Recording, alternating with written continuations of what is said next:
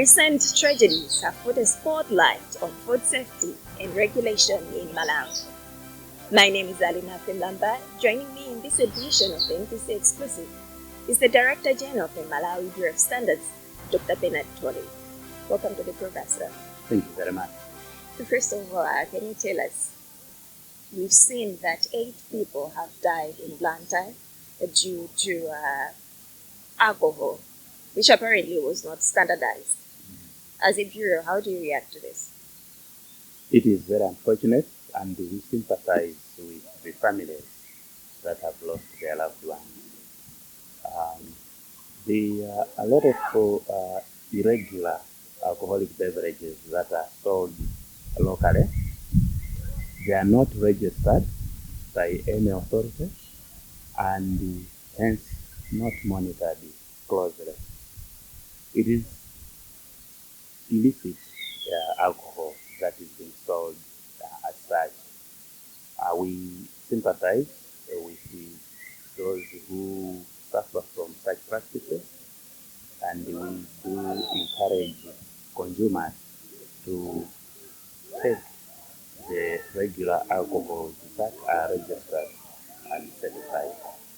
What have you done to ensure that these people are not taking the alcohol that is not regulated?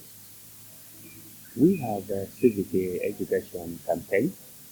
We work together with the other regulators, such as the city and district councils, the CFTC, and also the Ministry of Trade and Industry, to inform consumers of the dangers of using irregular products that are not registered, that are not certified. They may not be safe for their health. We've seen that alcohol, such as Jaja, as they call it, they call it many names. There seems to be an increase in consumption of this alcohol, and some of which is pre-certified by a bureau. Don't you think this is orchestrating alcohol and substance abuse amongst the youth? There are two different things.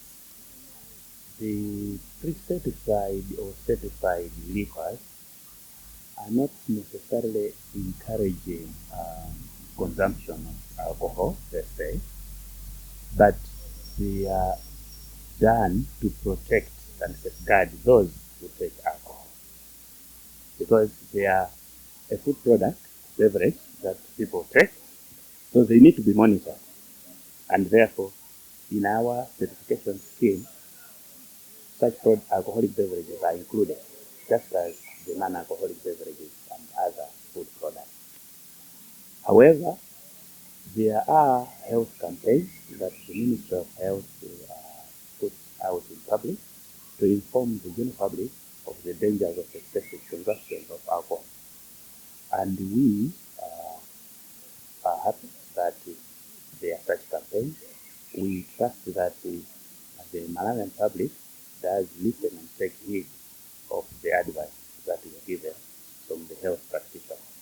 So what we do ourselves is to participate in the protection of the health of the consumers by making sure that the alcoholic beverages that are on the market are certified, because they must be analyzed to check that they are meeting the minimum standards, national standards. Dr. Thole, people are dying out there.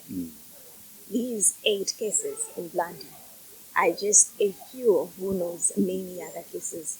As a bureau, isn't this bothering you? It bothers everyone. So what are you doing about it? As a nation, it bothers everyone. And our mandate is that all products that are on the market must be certified, must follow the regular certification process. And therefore, apart from having the certification process, we do carry out market surveillances. The market surveillances are over and above the certification procedure, so that those that evade the certification process, when we get the products on the market, we do confiscate, quarantine, and we fine them. But you will notice that there are some illicit markets, irregular markets, that are deep in the corners of the society that we only get to know of when an incident has occurred. Now that you've said that, do you think you have adequate capacity to ensure that you protect the livelihood, especially of those that are vulnerable in this instance? We have capacity, testing capacity. We have adequate capacity for market surveillances. But we do not have capacity to be in everybody's home. It is not possible. And therefore, we also depend on the civic education and on the participation of the consumer. So we want to empower the consumer to be knowledgeable, the consumer to make informed choices. What are these informed choices, if I may ask? The consumer needs to know that products that are not registered, are not certified, may not be safe for consumption. And the consumer must avoid them. The consumer must check when they are buying the labeling, whether the product is appropriately labeled and what does the product contain. Has it been certified by an appropriate authority? Does it carry the certification? Is it not an expired product, or has it not gone beyond its best before date? So, time and again, we do speak about this so that the consumer is aware. It is not possible to police each and every product. It is not possible. No country does that. But what is important is to have the schemes that are viable, where producers join the scheme to certify their products and services. And then we monitor such products and services. And also carry out market surveillances. Now, the market surveillances are carried out, as the name tells you, in the market. Market, shops, yes, and the outlets of various products. Now, there are outlets that are illegal in nature. Yes, and these are not monitored. We only get to know about it when something has happened on that market. Now, still on the issue to do with food safety, you're saying you only get to know about it when something has happened. Just like you do. Now, this is happening at a time whereby the nation is consuming a lot of manufactured food. Are you trying to say that you're going to wait for another tragedy to occur so that you respond as a bureau? What response do you want? If you look at the market surveillance that you've said, you are on targeting markets. You've admitted shops and outlets. Yeah. You have admitted that there is indeed an illegal market somewhere. Haven't you thought of coming up with other measures to say you curb these illicit activities because there are lives of people at risk? It is not the mandate of the Bureau of Standards Whose mandate to is it? visit every village and check what every consumer is consuming. So whose mandate is it? The mandate of the Bureau of Standards is to promote standardization, metrology, and quality assurance in the country. So if you look at the issue to do with food safety, Yeah. what role do you play? We play a role because we do certify food products. Among many products that we certify, we also certify food products. So in other words, you are waiting for people to approach you for certification? Or is it the other way around? We inform the small and medium enterprises of our certification scheme. Actually, we have a memorandum of understanding with SNEDI, where we encourage small and medium enterprises to join. We train them, we give them our certification at half the price, we train them for free at the expense of the Bureau of Standards to encourage the local industry to join our certification scheme, to encourage certification of local products and services. Apart from this, we also sell our standards to them at half the price. So if we're to look at the issue of food safety, who is to blame? The consumer. The consumer is to blame for this. Because the consumer makes a choice of what to buy. Have you tested the liquor yourself? Well, I haven't. Why? Because it hasn't been maybe their factors You to determine. chose not to, because you are aware. So what is important is that the consumer must be very well informed. It does not matter how much policing we will do, there will be someone scrupulous with this. What is important is to have a consumer who is well informed, who can make appropriate choices of what product to buy, what products to consume, to safeguard their own. Let me take you back to a decade ago. The World Health Organization gave you recommendations on food safety in Malawi. I'm going to read them out to you. There are about 5. The first one is formation of a national food control organization, then consolidation of food laws, regulation and standards, improving food safety control management, formalizing surveillance on foodborne diseases, and lastly, increasing information, education, communication, and training. Now let's look at these 5 recommendations. Yes. I want you to look at Malawians. Yes. Tell them, which ones amongst these have you fulfilled? The question should be, which ones among these has Malawi fulfilled? Let's go one by one. The first one, Malawi is developing a national food regulatory authority. Thank you. The second one. The second one. Consolidation of food laws, regulation, and standards. That has been done. Improving food safety control management. That has been done. Formalizing surveillance on foodborne diseases. That has been done by the Ministry of Health through the Departments of Animal Health, and in liaison with the Bureau of Standards, we do work on sanitary and phytosanitary measures. So we are working on that consistently. We are doing very well. Increasing information, education, communication, and training. Training has been done. I will speak on the side of the Bureau of Standards, because I know that training is also happening in relevant ministries, such as the Ministry of Health and Ministry of Agriculture. But we have also carried out training for our own members of staff who carry out quality audits to include the Codex Alimentarius standards on food safety, which is an international benchmark for food safety. We have also enhanced information management through our National Standards Information Center, which is at the Malawi Bureau of Standards, and through the trainings that we are offering to small and medium enterprises.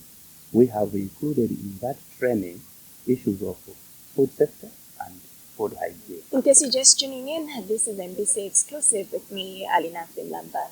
Our guest today is Dr. Benard Thole, the Director General of the Malawi Bureau of Standards. We'll be right back.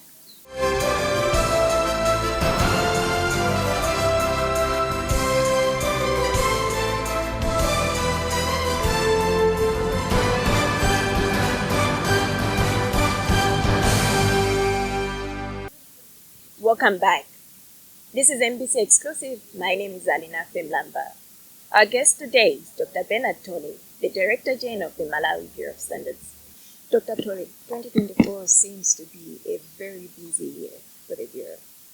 We've seen you closing at least 11 shops in one sweep in the northern region. Yes. Now, if you were to look at the 11 shops which you've closed, 11 big businesses in the northern region alone, The question might be, at one point, did it occur to you as a bureau to say, no, let's move in and then do something about this? We have always moved in. You have just said we closed 11 in the north. That's a big number. We have closed more than that recently, even in the south and central. We move in from time to time, and sometimes through our market surveillances, which we carry out, we notice irregular practices and we close immediately. Sometimes through some anonymous tips, when we are informed, we go to the place, inspect, and close immediately.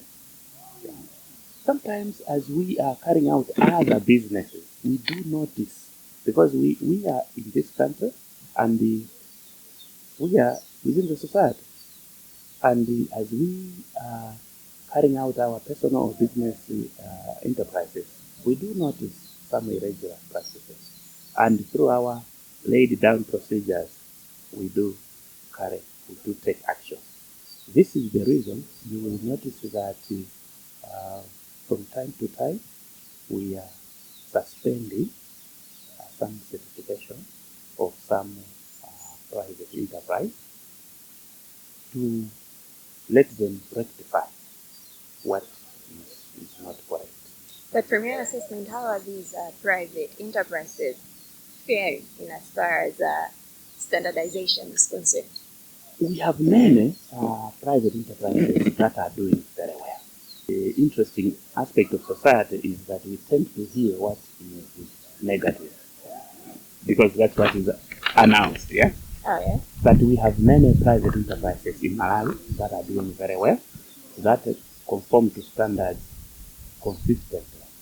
Every time. We do not stop visiting them. We still visit them. How often do you do that? We visit a minimum of once in 3 months. That's a minimum, but sometimes we visit more than that.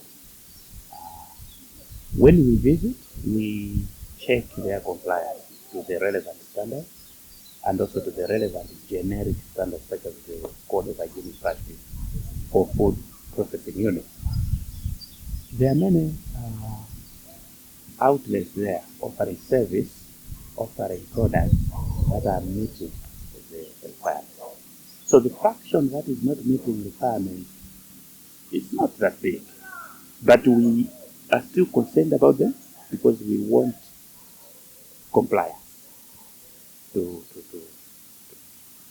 go to the highest level. Continuing with our program, sir, let's talk about that state-of-the-art infrastructure in Blantyre. Yes. How much have you raked in? Because you touted so much that it's going to bring in revenue amongst other things. Our revenue has gone up by about 20%, partly due to increased capacity for testing. We are able to test a variety of products, more products than we could handle before. We also have implemented a financial sustainability plan as a national standards body, so that we can be more financially sustainable going forward. When did you implement this plan? We implemented this plan from last year in June. So far, it's been months since you implemented it. Are you now bearing the desired fruits? We are beginning to see the desired fruits. We are more financially sustainable, and we are able now to grow in a number of scopes. The Bureau of Standards is putting in place a number of schemes, accreditation schemes, which we want to grow. In the next 8 months, we want to grow into 100 accreditation schemes, and we also want to support the small and medium enterprises more into the future. You will notice that by subsidizing the training to zero fee for small and medium enterprises, the Bureau is plowing back into society what we are generating, and we want this to be sustainable, to continue into the future, so that more small and medium enterprises benefit from it. For us to be able to do this, we need to be financially sustainable. These laboratories that you have you been able to attract goods and goods and other products from other countries? We have attracted goods from other countries such as Mozambique and Zambia. We are currently working with Tanzania and South Sudan, so that we should also attract goods and services from there to take advantage of our laboratory. But in general, how has the response been like with regards to other countries taking advantage of the services that Malawi is offering? It has been slow for 3 reasons. International agreements do take some time because of the legislative nature of such agreements, and then they also have to go to the highest level, sometimes to the ministerial level, sometimes even to the office of the president and cabinet. So it is taking some time. Secondly, while countries cooperate, they also compete. So we are cooperating, but we are competing for the same market with the other national standards body. And therefore, we want to enhance the cooperation component so that we take advantage of their strength, and they also take advantage of our strength. When do you plan to implement this? We started implementing. We are currently working with the Zambia Bureau of Standards. Our officers recently worked with the Tanzania Bureau of Standards to draft an MOU. We already have an existing MOU with the National Standards Body in Mozambique, and therefore it is already working. But we want to extend the mutual recognition agreement of our certification market to more countries in Africa. You've mentioned that you're working with the Zambian government as well as the Mozambican government, and this is the Natala corridor we're talking about. There is an influx of goods that come from Mozambique going through Malawi all the way to Zambia, and the other way around. What measures have you put in place to ensure that the goods that are passing through these 3 countries are standardized and safe to be used by the consumers in all 3 countries? In all 3 countries. All the 3 countries have what we call import quality monitoring. In Malawi, we do monitor all imports through our borders. So we have border offices. I don't know if you are aware that the Bureau of Standards is stationed at Songwe, in Mwanza, Deza, at Muloza, and other small border posts. So we work together with the Malawi Revenue Authority and monitor the goods that are imported, such that we do sample and test to ensure adherence to quality standards of the imported goods. The reason is that we want the products that are made here in Malawi, the products that are imported into Malawi, to meet the same requirements. Now, you say you have officers in all border posts, yet a few weeks ago there was a statement telling consumers not to use certain brands of match. How did the goods find themselves flooded on the Malawi market, yet you have officers in all border posts? There are smuggled products on the market in Malawi, and this is an open secret. Smuggled products, not only matches, but there are a number of smuggled matches. And from time to time, the relevant authorities, including us, we form a team, we carry out the market surveillances together, joint market surveillances, because we know that there are unscrupulous business persons that bring products and do not go through the normal routes. So they will smuggle some products such as matches into the country. We ordinarily advise the general public not to take advantage of these market products because they could be dangerous. Some of them may not meet the required standard. Some of them may not be safe. And this is the reason we advise. But apart from giving that advice, we do carry out market surveillance and spot checks to quarantine or confiscate such products. The Southern Africa Development Community gave you accreditation services in 2019, and this certificate is expiring in August this year. Do you have plans of renewing the certificate? We have renewed a number of certificates in various scopes that had expired, and the particular certificate you are talking about, we are already in process of renewing. You appreciate that the renewal of accreditation certification does take months, and therefore we start well in advance. We already started engaging. The certificate already visits us to determine our continued compliance to their requirements. I am pleased to say that we have been accredited in more than 6 scopes that have been renewed recently. Dr. Thole, it was nice having you in this edition. Thank you very much. It was a pleasure. And that's what I had for you in this edition of MBC Exclusive. My name is Alina Kulamba. Until next time, many thanks to the entire production team here at MBC. Goodbye.